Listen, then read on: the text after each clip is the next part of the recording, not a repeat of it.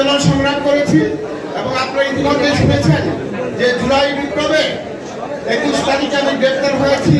হাসিনা মুক্ত বাংলাদেশ 6 আগস্ট আমি কারাগার থেকে মুক্তি পেয়েছি এবং আমাদের যুব প্রকৌশলীরা তখন এই ভবনে আমাকে নিয়ে এসেছে। আমরা পর্যায়ক্রমে নিয়মতান্ত্রিকভাবে আজকে সেখানে কমিটি করে আমরা আইডিবি পরিচালনা করছি। আমাদের এই সংগঠন ইনশাল্লাহ আরো সমৃদ্ধ লাভ করবে। আমি আমার বক্তব্য বাড়াতে পারছি না। এ পর্যায়ে বক্তব্য রাখবেন বিএনপি স্থায়ী কমিটির অন্যতম সদস্য, আমাদের প্রিয় নেতা, সাবেক মন্ত্রী জনাব আমির খসরু মাহমুদ চৌধুরী। জনাব আমির খসরু মাহমুদ চৌধুরী বিনীত অনুরোধ করছে আপনারা শৃঙ্খলা বজায় রাখবেন।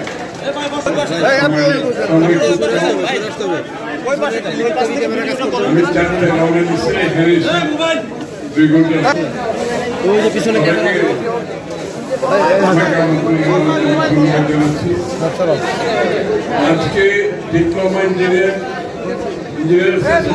সাথে আমার দীর্ঘ সময় সম্পর্ক, অনেকবার আপনাদের অনুষ্ঠানে এসেছি বিগত দিনে এবং ডিপ্লোমা ইঞ্জিনিয়ারদের বিগত আন্দোলনে আপনাদের অনেকেই আমাদের সাথে সম্মুখভাবে আন্দোলনে ছিলেন। এই জন্য আমি আপনাদেরকে ধন্যবাদ জানাচ্ছি। অনেকে আপনাদের মধ্যে আন্দোলনে ছিলেন, কষ্ট করেছেন, আপনারা ব্যানার নিয়েও ছিলেন। শেখ হাসিনাকে তার পতনের জন্য আপনাদের অনেকেই রাস্তায় ছিলেন এবং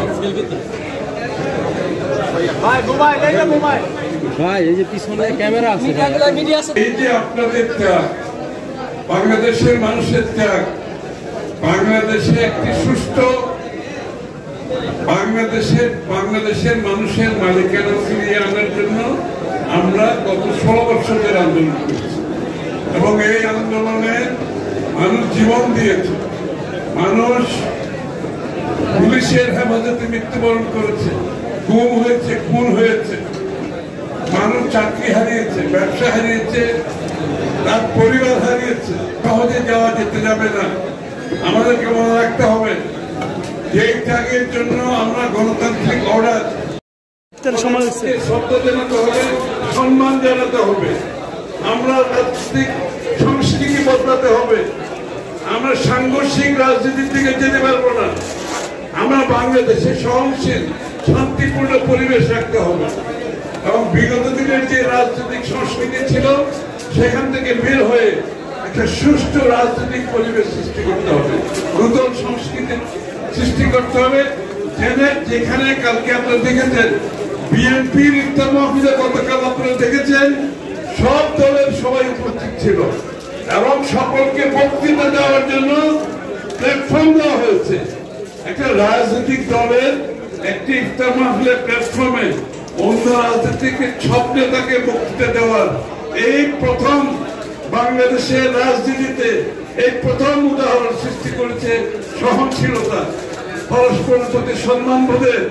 এটা কিন্তু অনেক বড় ব্যাপার। এই ইফতার মাহফিলের মাধ্যমে বিএনপি যে উদাহরণ সৃষ্টি করেছে যে আমরা সকলে এক জায়গায় বসতে পারি, কথা বলতে পারি, সম্মান করতে পারি, আবার ভিন্ন মত পোষণ করতে পারি। এটাই হবে বাংলাদেশের আগামী দিনের রাজনীতি। সবাইকে ধন্যবাদ।